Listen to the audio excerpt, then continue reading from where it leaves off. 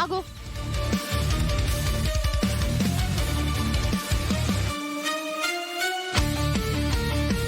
ఏంటి తమాషాగా ఉందా? ఆటలాడుతున్నావా?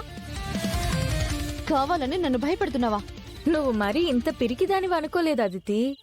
నా ధైర్యం గురించి నువ్వేం మాట్లాడాల్సిన అవసరం లేదు. అయినా బల్లంట భయం అన్నావు, పావును ఎలా పట్టుకున్నావు? నాకు బల్లులంటే ఫోబియా ఉంది, కానీ పావంటే భయం లేదు. బల్లి కంటే పామే డేంజర్ తెలుసా? పాము కంటే మనుషులు, కొందరు మనుషులు ఇంకా డేంజర్ తెలుసా? ఎవరి గురించి అంటున్నావు? నీ గురించే.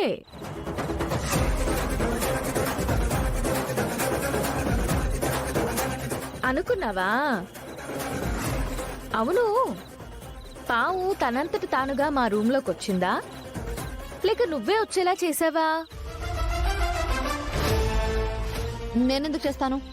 నాకు జస్ట్ డౌట్ వచ్చింది, కానీ అది నిజమని తేలితే నీకు ట్రీట్మెంట్ వేరే లెవెల్లో ఉంటుంది.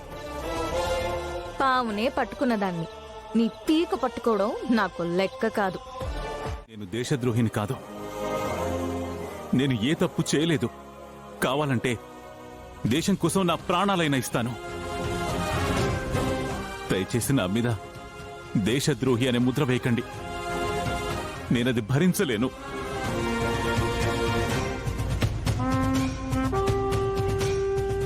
అరెస్ట్ మీ. ఏమండి?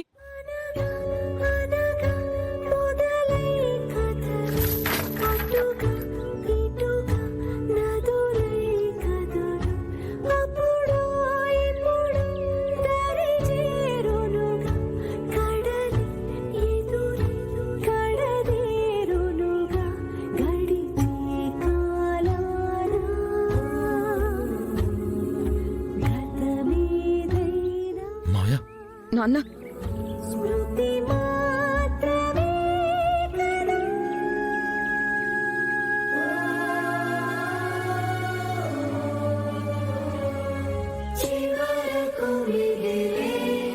ఏమండి? తీసుకురండి.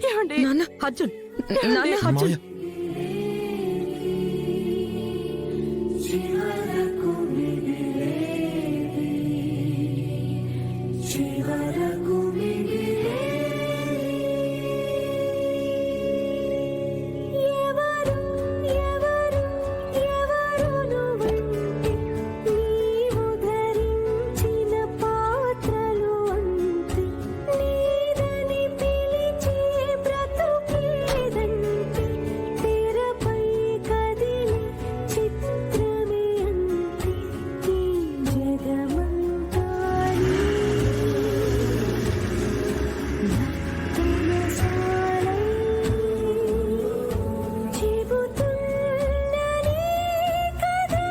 నో నో నాన్న అర్జున్. నో. ఏమండి?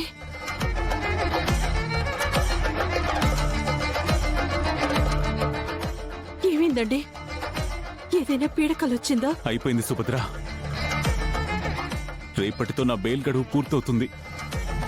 పోలీసులు ఇంటికొచ్చి దేశద్రోహి అని నన్ను అరెస్ట్ చేస్తారు. నా పరువు గౌరవం మొత్తం పోతుంది. ఆ అవమానాన్ని నేను తట్టుకోలేను.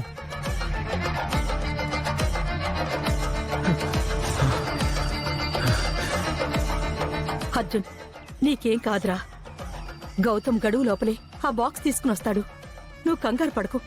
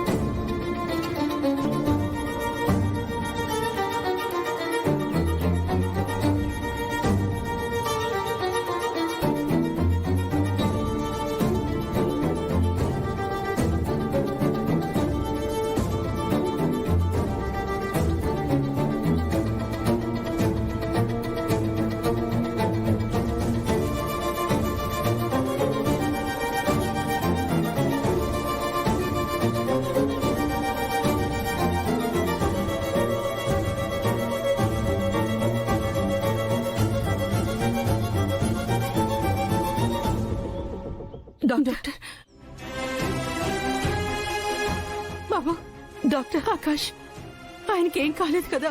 బానే ఉన్నారు కదా? అంకుల్కి సివియర్ స్ట్రోక్ వచ్చిందంటీ.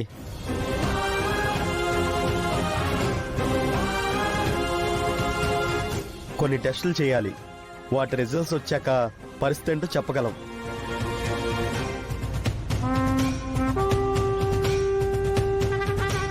మీరేం కంగారు పడకండి ఆంటీ.